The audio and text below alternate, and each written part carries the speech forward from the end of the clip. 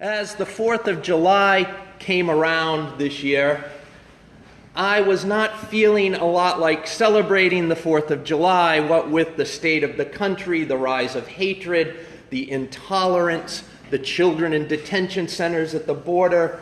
There was just not a lot of me, and I preached about this that weekend, feeling like celebrating a lot. And then the United States women's national soccer team happened. And oh boy, did I feel American. In a really good way. That was amazing. Did anybody watch any of this? Yeah. The games were astounding. The level of soccer was wildly great. Not only did they win the World Cup, they thoroughly dominated the field. They outscored their opponents 26-3. That's like winning a football game 120-0. You know? They were just all over it. They set numerous Women's World Cup records. They played the entire tournament while they were filing a gender discrimination lawsuit against U.S. soccer. Why? The women's team average maximum salary is $99,000. The average maximum men's team, $263,000. The winning World Cup team would get for each woman an average prize of $200,000. For men, $1 million. So, a gender discrimination lawsuit. If you ask me, our women have won 4 World Cups, our men have won nothing. If anything, we need to reverse the pay scales. So, during their World Cup run, the team was accused of running up the score. They beat Thailand 13-0. But one of the tie-breaking procedures in the World Cup is goal differential. How many more goals you score than you allow.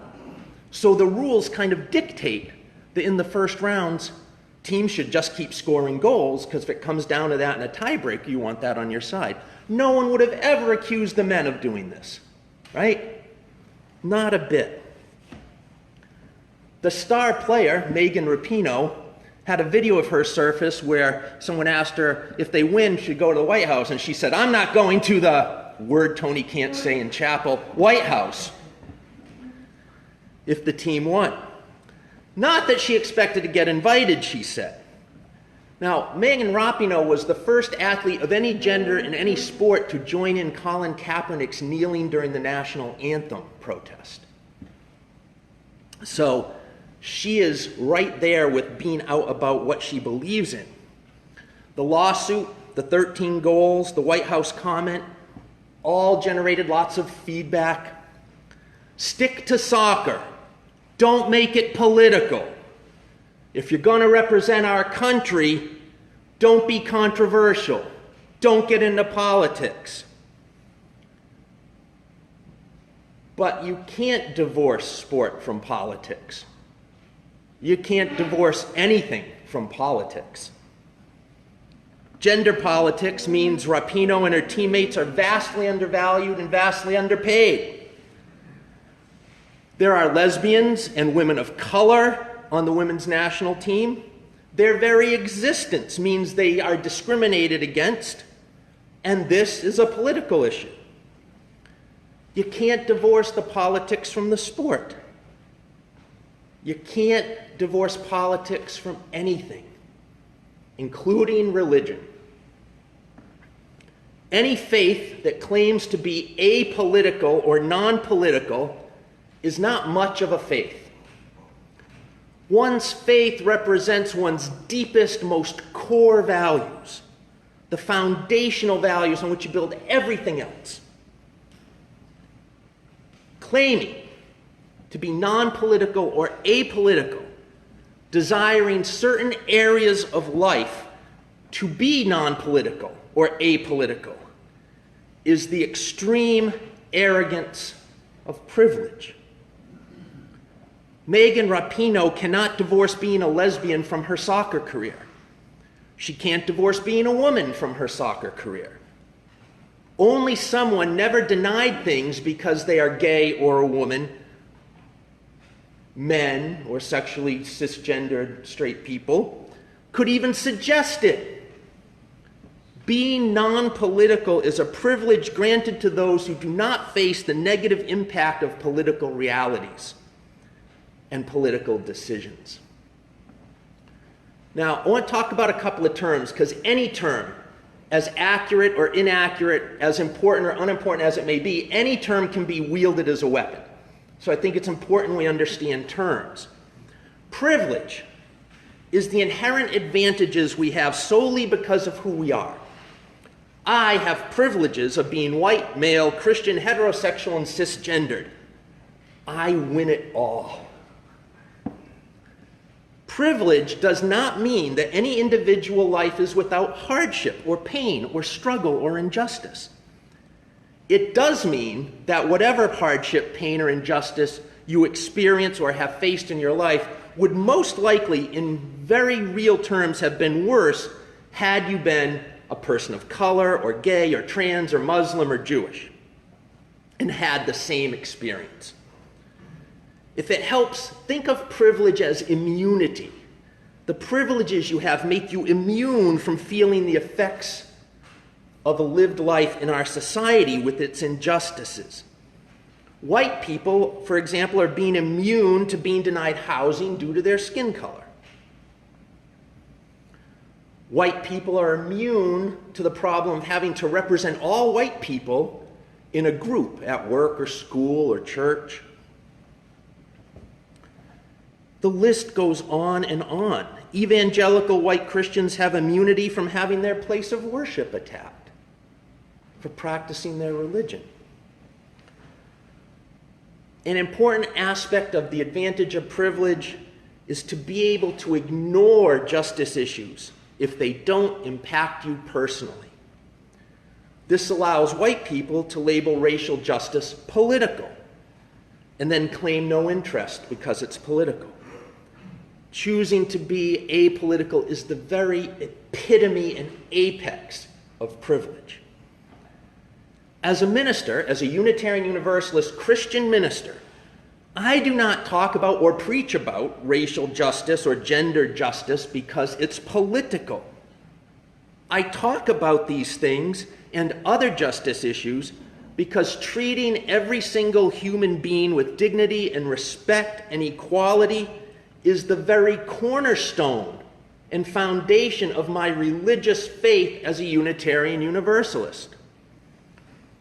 I talk about these things because treating everyone as an equal child of God and creating the kingdom of God on earth are the very cornerstones and foundation of my faith as a Christian.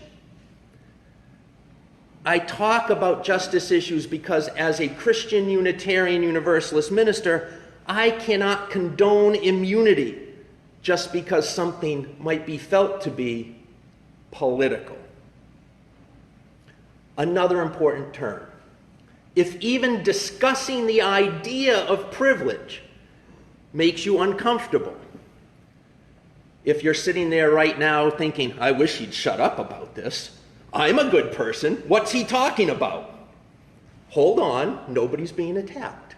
We're describing terms and their meanings. If this kind of talk or discussion, these topics, makes you all angsty, full of anxiety, uncomfortable, this is called fragility. This defensiveness talking about race is called white fragility. Men getting defensive talking about gender issues is called male fragility. You get it, goes on and on for whatever is the powerful and not powerful side of the issue at hand. And fragility is a real thing.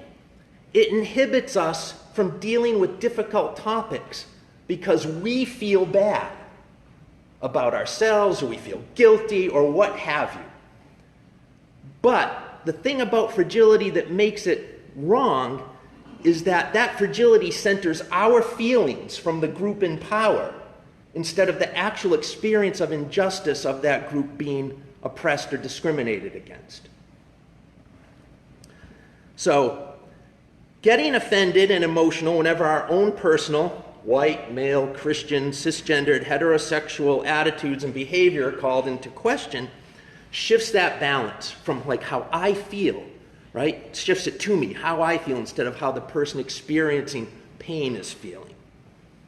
Unless you hit the win, place, and show of the white male Christian, most of us have areas of privilege in our lives.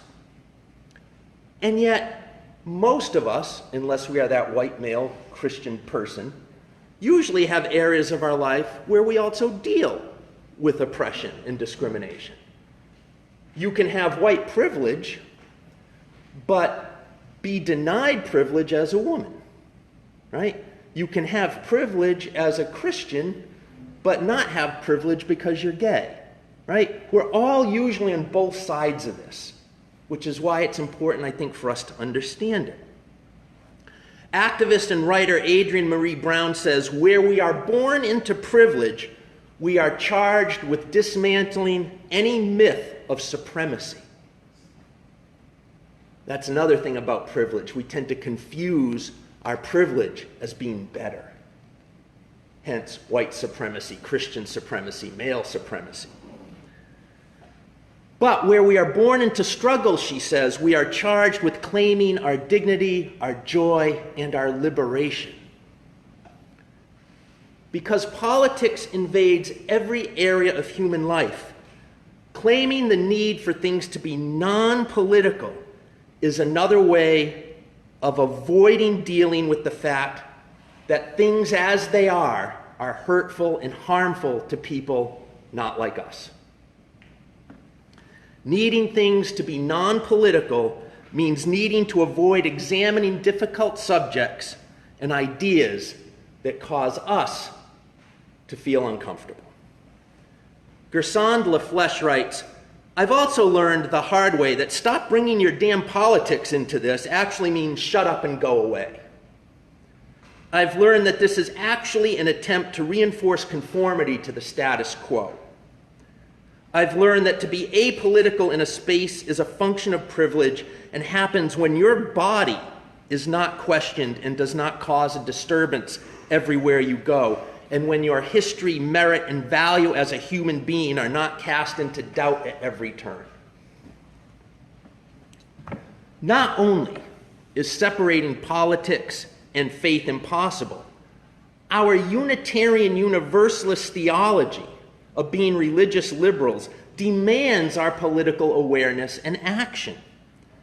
James Luther Adams outlines the requirements of liberal faith in an essay he called Guiding Principles for a Free Faith, using an image of the 5 stones in 1 Samuel 17.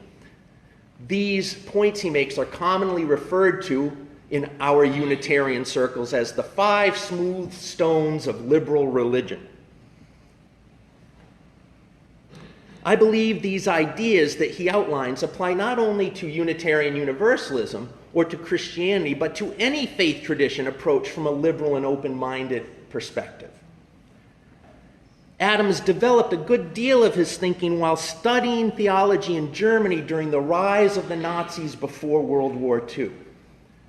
So it is because of that, in great part, it is a very public theology. He says, religious liberalism depends on the principle that revelation is continuous or not sealed. Our tradition we call a living tradition because we are always learning new truths. There is always more to learn. What is good and right and true was not set aside or set down for all time in one person, one prophet, one book, one tradition. There's always more to learn. His second point, his second stone, is all relations between people ought ideally to rest on mutual free consent and not coercion. In other words, we need to freely choose to enter into and engage relationships and engage those relationships from an attitude of love and respect and equality. His third stone is religious liberalism affirms the moral obligation to direct one's effort to the establishment of a just and loving community. We have a religious responsibility to create a beloved community and the kingdom of God on earth. His fourth stone is we deny the immaculate conception of virtue and affirm the necessity of social incarnation. We believe good things do not just happen. The right thing does not just happen. The fair thing does not just happen. We must be involved in the processes, hence politics, that make them happen. And perhaps most importantly, his fifth point is that liberalism holds the resources, both divine and human, that are available for the achievement of meaningful change, and this justifies an attitude of ultimate, if not immediate, optimism and hope. When he gets to his last point, it's don't forget to have hope. We have it within us and around us to make whatever we need to better. Because of these smooth stones, I believe we are called as Unitarian Universalists to be deeply aware and engaged in politics. As Christians, I believe we are called to follow the teachings of Jesus. And I believe these teachings call us to be politically aware and involved.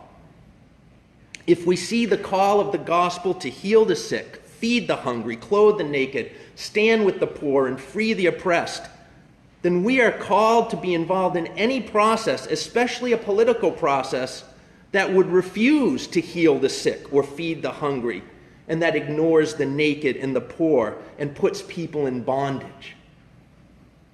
That's what we are basically asked to do.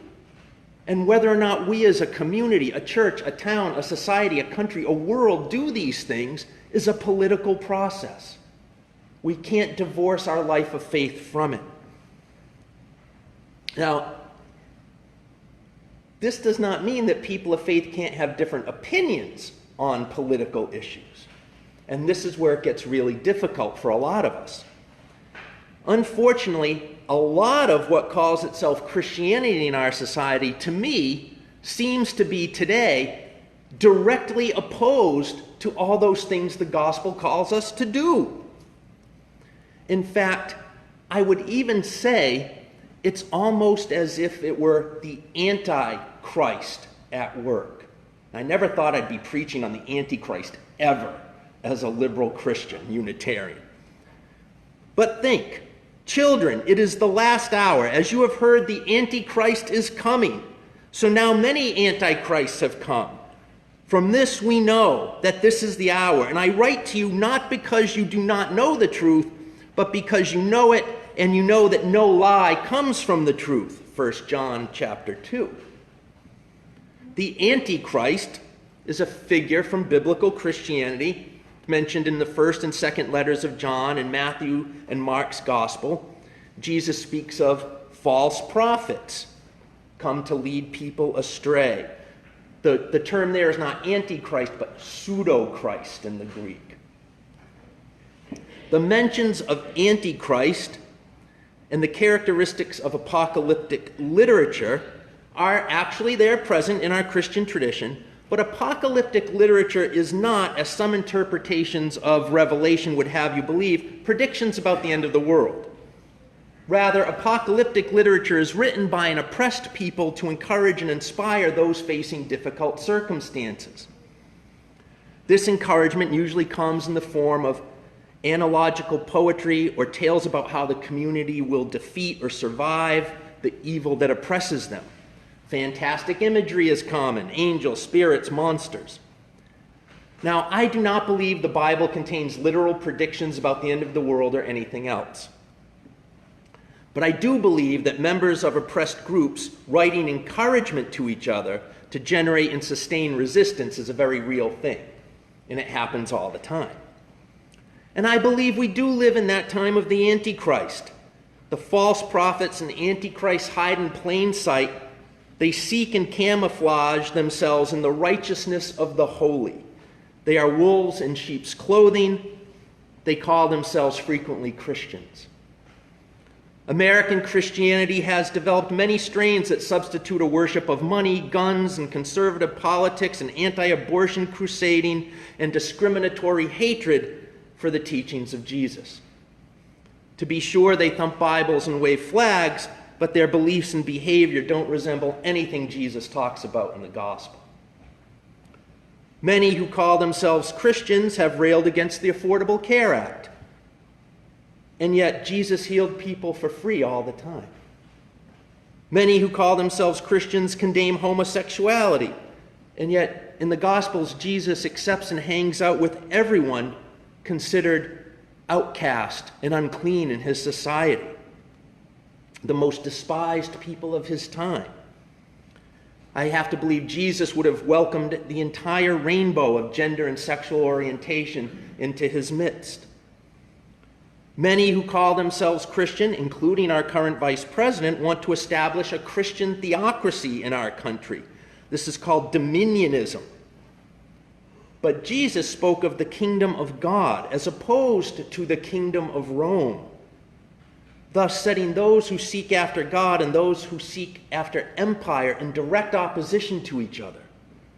You can't support a government of, by, and for the powerful and wealthy and at the same time claim to follow Jesus in good faith. It's the direct opposite.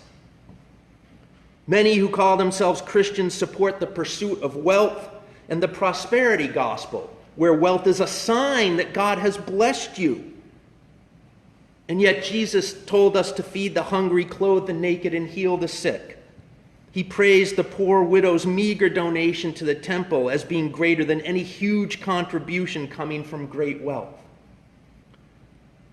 Jesus was a Jew, and as a Jew, he knew of the call of the prophets to welcome and care for the stranger. Sojourners published a list of 22 biblical passages welcoming the stranger recently.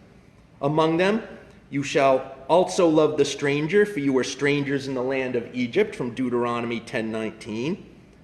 And for if you truly amend your ways and your doings, if you truly act justly with one another, if you do not oppress the alien, the orphan, the widow, or shed innocent blood in this place, and if you do not go after the other gods to your own hurt, then I will dwell with you in this place, in the land I gave of old to your ancestors forever and ever, Jeremiah 7:5-7. And in the Gospel of Matthew, I was hungry, and you gave me food. I was thirsty, and you gave me drink, and I was a stranger, and you welcomed me. Jesus was a refugee. His parents had to flee with him to a foreign country because a despot was trying to kill him.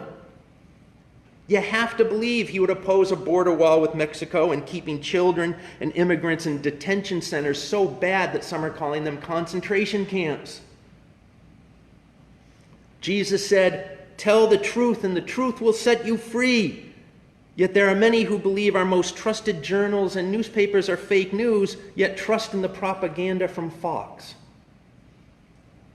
On virtually any issue we can name, there is a great deal of American Christianity that takes a position in direct opposition to what Jesus teaches. The antichrists are indeed already among us. And yet, there are still many Christians who heed the teachings of the Master, living their lives in service to others, seeking justice, not wealth or power, and making the world into the kingdom of God, trying to create heaven on earth and loving the hell out of the world, instead of tweeting about how great and powerful they are. People like the Reverend Dr. William Barber Jr. Seriously, if you don't know who William Barber Jr. is, you need to look him up. He would be the equivalent of our time of a Martin Luther King Jr. Following Jesus, I would argue, is more important than being Christian. Following Jesus in our time often leads to the righteous Antichrist calling you the false Christian and false teacher. Don't buy it. It's fake news. Remember that the con man's greatest gift is accusing others of his own vices and crimes in order to distract us from his own wrongdoing. Reverend William Barber Jr. says, "It is not about left and right, but about right and wrong. The movement for which he speaks seeks to reclaim what he calls the moral center of the country.